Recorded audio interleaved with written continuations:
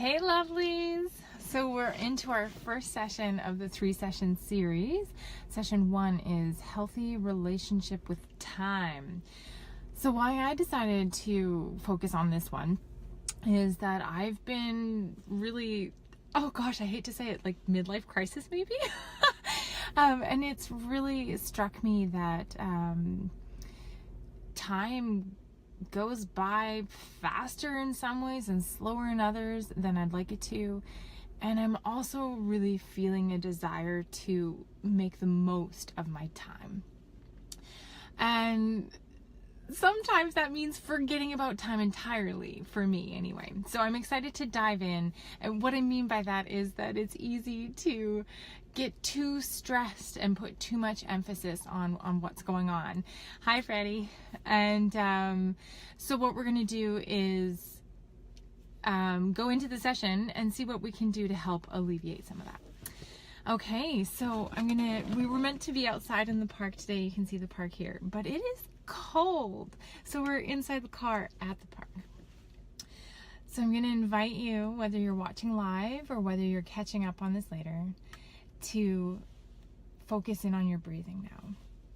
So wherever you're sitting or laying down, get comfy and feel that seat that you're in really supporting you. Allow your exhale to be a chance to release and relax.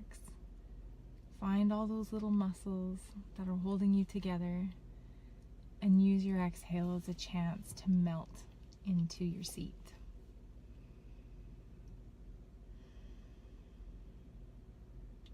Okay. So I'm just going to go ahead and drop into Mindscape, and I just want you to keep focusing on your breathing.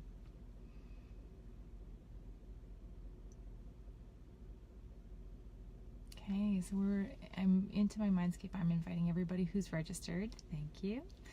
And also bringing in someone to represent the people who will watch this later, so that everybody gets to tune into the benefits. So if you've never done a BodyTalk session before, what it's going to look like is I'm going to do muscle testing to find out what things need to be connected to help us get this healthy relationship with time. And then we're going to hold different spots on our body and tap out. So I'll do some tapping points, you'll do other tapping points. So as you tap out together, you'll feel that shift through you as well. Okay, so you just focus in on your breathing, and I'm going to get into the session.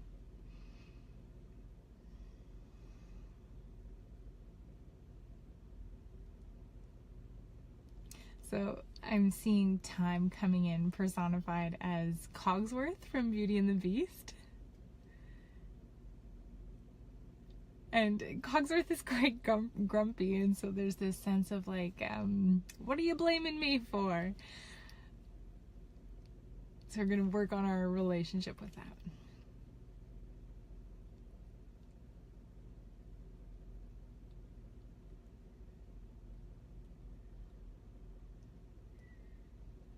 So the first thing we're doing is going to reciprocals. And reciprocals are points on the body that exist in opposite to each other, and they work to support. They're quick means of transportation. It's how your Wei Qi is connected, that fast-moving energy just on the surface of your body.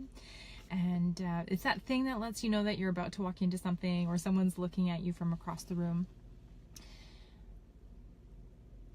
And with the reciprocals, we're going to focus specifically on navel to coccyx.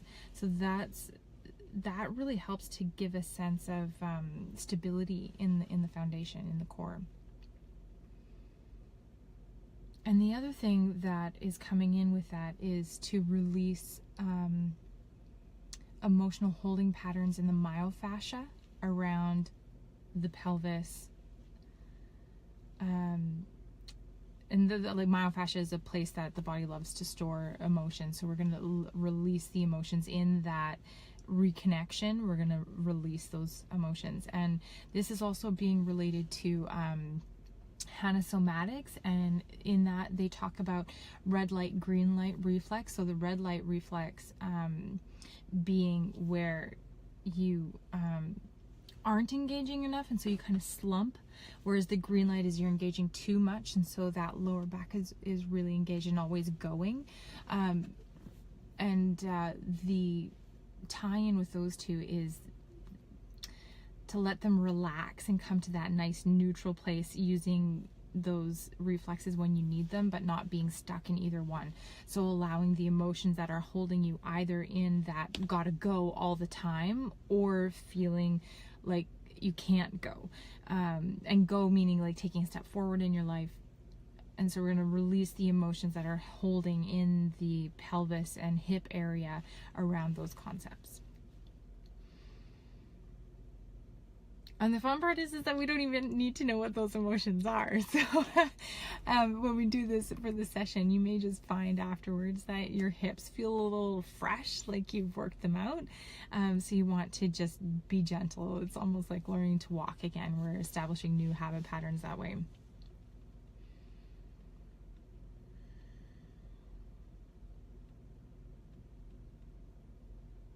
Okay, and then we've got an active memory coming up. So we have active and passive memories. Active memories still have the emotion attached, and they can be something that's actually happened, that type of memory, or it can be associated with fear or belief systems. In this case, we're looking at sexuality. And not just in terms of intimacy sexuality, but in terms of the life force, how sexuality is one way that the life force within you gets expressed. And it particularly being defined by time and the concept of project. So it's like the beginning, middle, and end of a project.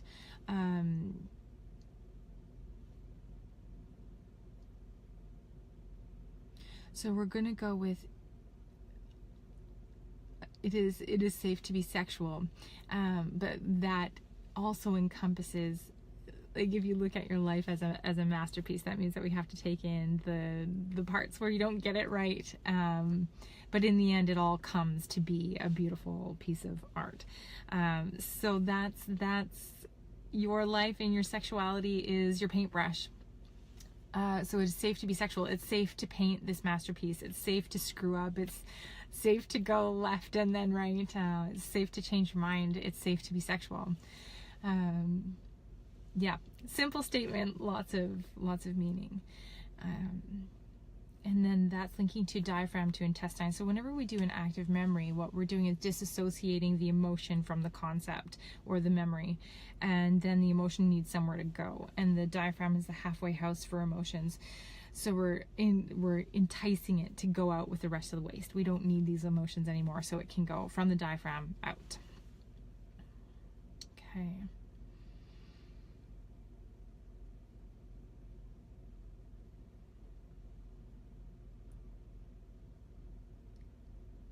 Okay, and then we're going into the lymphatic system.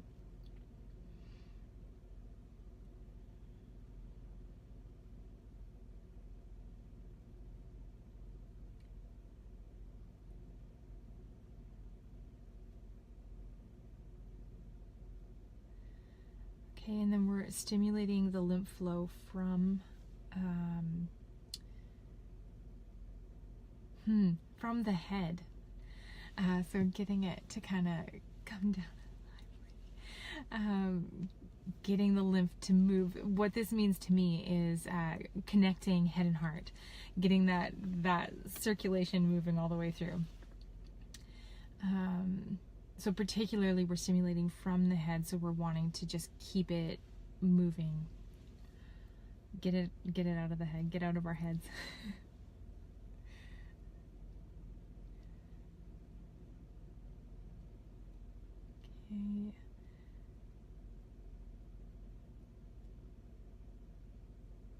Okay, fun. Now we're going into bodygenics. And so just so in case you're wondering, what am I doing in between when I go quiet? I'm actually just using my thumb to do muscle testing, and I'm working through a protocol. So I'm working through my BodyTalk protocol to find out what's the next piece of our puzzle. So we're bodygenics. We get to do an emotional I'm sure I do look sleepy when I close my eyes. So, we're gonna do body jacks, and we're gonna do an emotional holding pattern release. And we're gonna pull out worry from, it's the occipital lobes of the brain. So it's like kind of like painting worry over all of what we see. So we're going to pull that worry out.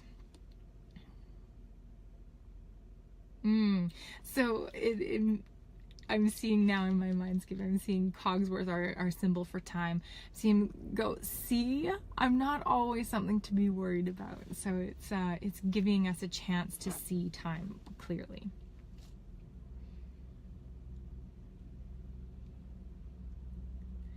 Okay, so we're gonna go ahead and tap this part of the formula out. So what I'm gonna invite you guys to do is to put a hand on your spleen, which is on the left-hand side, just below your rib cage. Okay, and you can do left hand or right hand, either one. And then the other hand we're gonna do on the heart, just to keep you anchored in there. And that's also to represent pulling that lymph down from the head.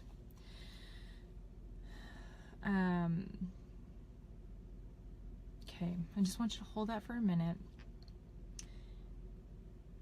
and breathe into that.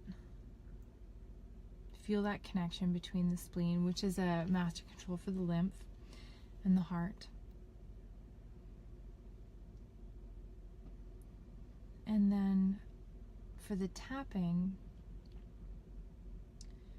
I'm going to go ahead and focus on pulling the worry out from the occipital lobe. So I want you to just keep your hand on your spleen, and the other hand, the one that's on your heart, just use it to gently tap. Okay, I'll do the rest of the tapping. So nice big deep breaths as we tap this out.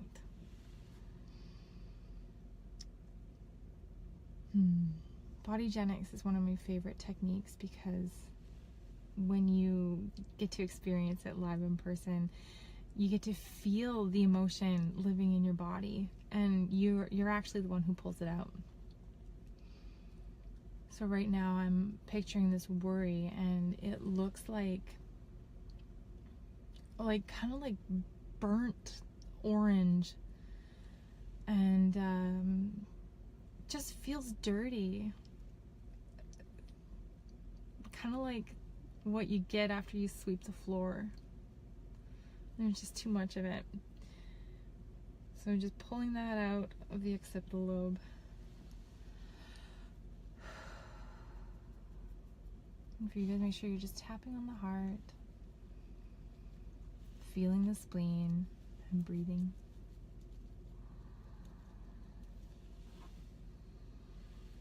Going back in.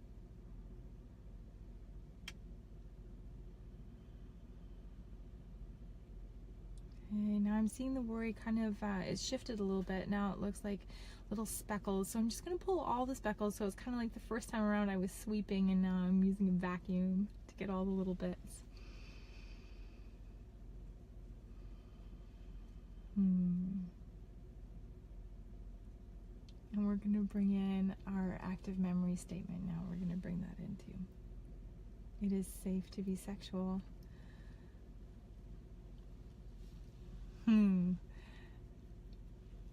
Yeah, so what I'd like you to do is, while you're just patting on your heart, tapping your heart. So the tap is just a gentle, repetitive tap. It should feel almost like burping a baby, but really gentle. So you're just creating a nice vibration through the chest. And I want you to repeat to yourself, and you can let this evolve. Start with, it is safe to be sexual. And do that 3 times.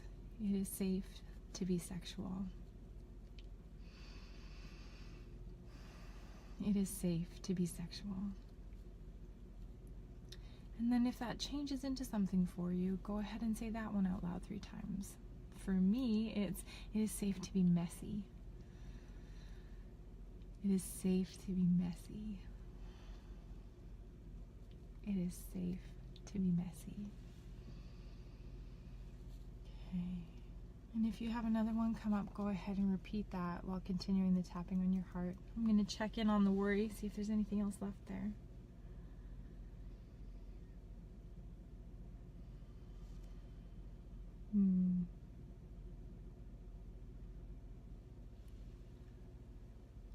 So now I'm seeing it, this metaphor of the floor has really worked for me. So now I'm seeing it as a living room where, okay, now the floor is clean, now nobody move the furniture. And it's like, okay, let's pull that out of there too. It's okay if we need to sweep again. Let's just live, shall we? Okay. You can relax your hands.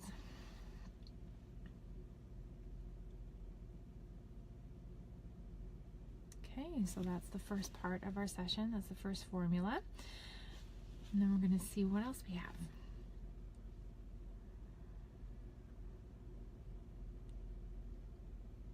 So I'm smiling because this image I have of Cogsworth, he was like all busy bustling in amongst our group. And then now he's just chilling out. He's like, okay, now that we've got that out of the way, I can sit too. Kind of like blowing off the steam in this relationship. Now we can see how we want it to be.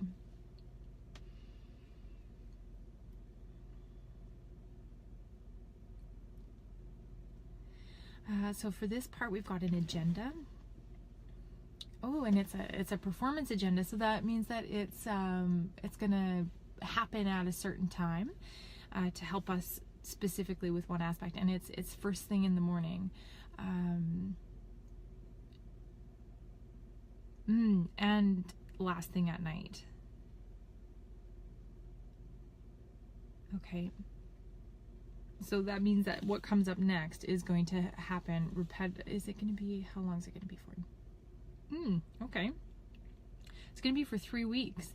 For 3 weeks, this session that we don't even know what it is yet is going to unfold for us first thing in the morning, last thing at night. Okay.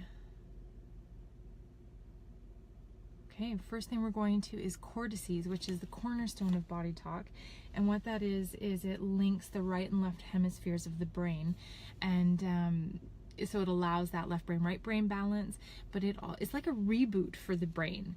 So anything that you've learned, starting fresh, I love this for the beginning and the end of the day. It's a good practice to do anyway.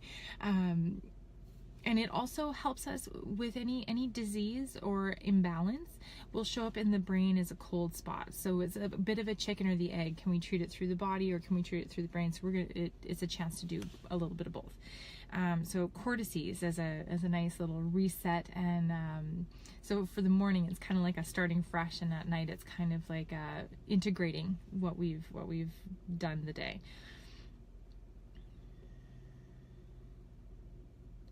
Okay, and then we're going to hydration.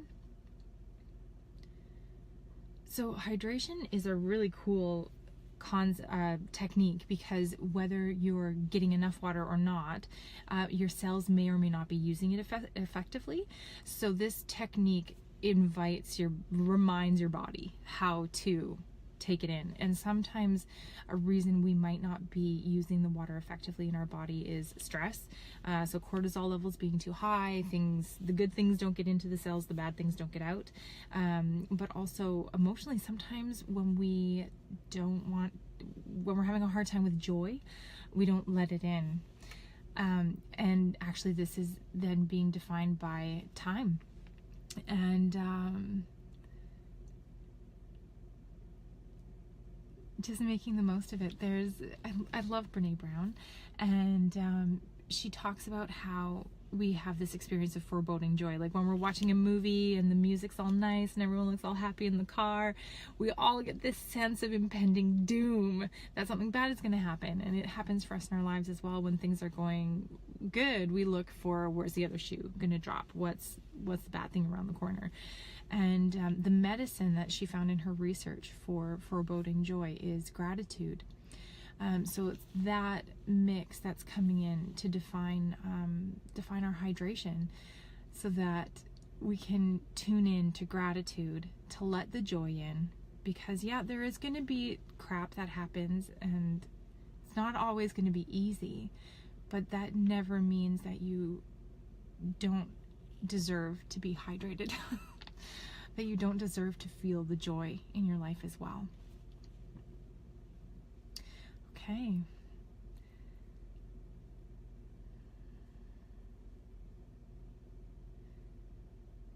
Okay, and then we're linking to the consciousness of time.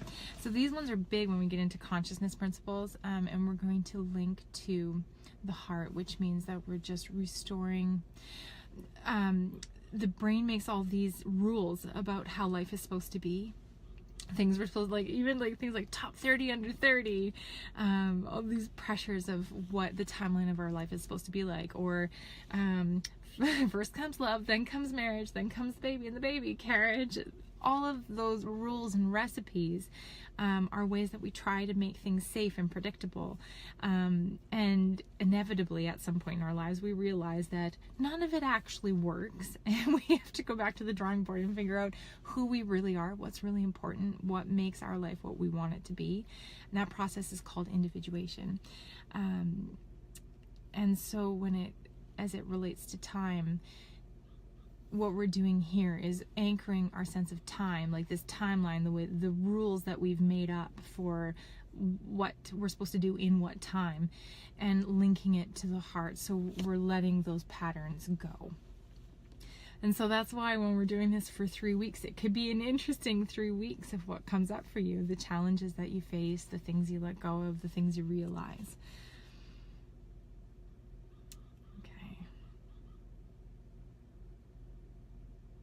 So we're going to go ahead and tap that one out too. Okay, so we're going to tap out the cortices because this is an amazing technique to know anyway. So I want everybody to do this one with me. And so what you're going to do is just make a gentle cup with your hand, and you're going to start at the base of your skull, at the occiput, and you're going to make like a helmet of hands. It just goes hand, hand, hand, hand, all the way up in here. But we'll do it one by one as we tap out. So your little hand cup at the base of your skull, and then settle into your breathing. And we're going to do hand like this and gentle tapping on the head.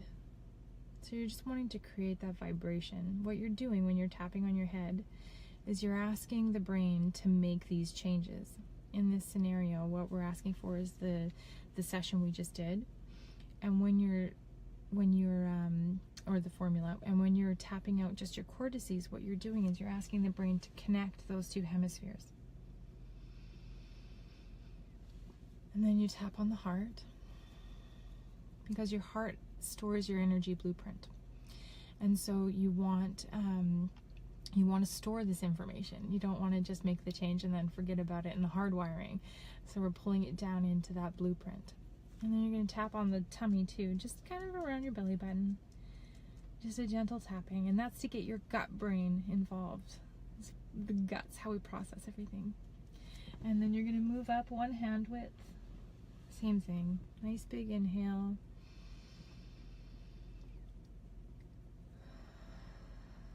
Exhale. I like to take 2 breaths on each hand position.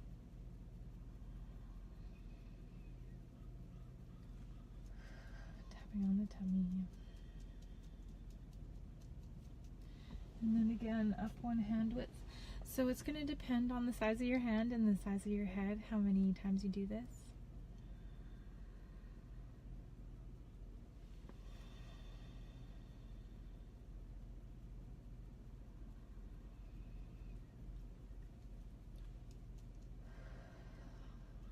And even, just so you know, taking the time to do this much breathing is going to be beneficial for you physiologically. It's going to help take you into the part of your nervous system where you get to do the rest and digest. It stimulates the vagus nerve, which is relaxing. And the yogis say that perfect breath equals perfect life. It also will help you with digestion and processing those emotions. If you remember, the diaphragm links to the intestines as we release the things we don't need, the diaphragm being the halfway house for the emotions. And so every time you breathe, you're giving yourself the chance to let go. And the chance to do the new. And then the last hand position is where your fingers point towards the back, just above your ears. And these are your temporal lobes. I like to do one breath here, just holding. And then another breath. With the right hand tapping. And then the other breath with the left hand tapping. And it always feels weird to me to end with one hand off, so I like to just give my head a little hug there. Okay. So check in. How does that feel? I feel nice and sort of soft and buzzy. Now I probably look really sleepy.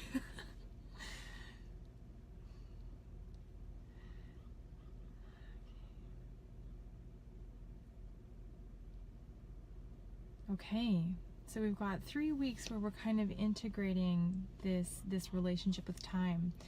So to summarize a little bit, because you might feel a little buzzy, it's not uncommon after a BodyTalk session to have your brain kind of go a little soft.